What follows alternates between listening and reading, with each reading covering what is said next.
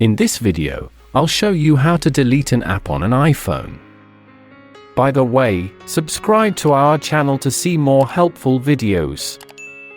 Let's continue.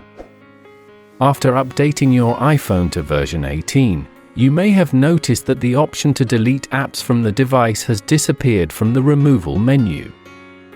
Let's take a look at this. Tap and hold on the app icon you want to delete.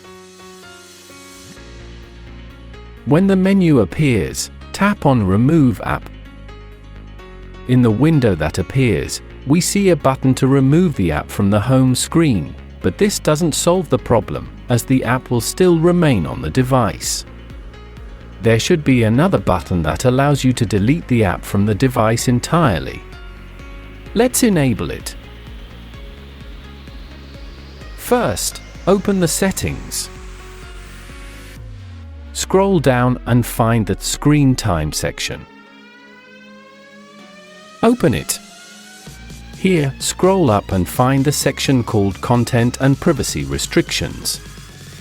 Open it. Next, go to iTunes and App Store Purchases.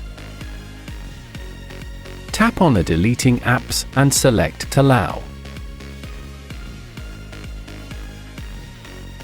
Enter your passcode.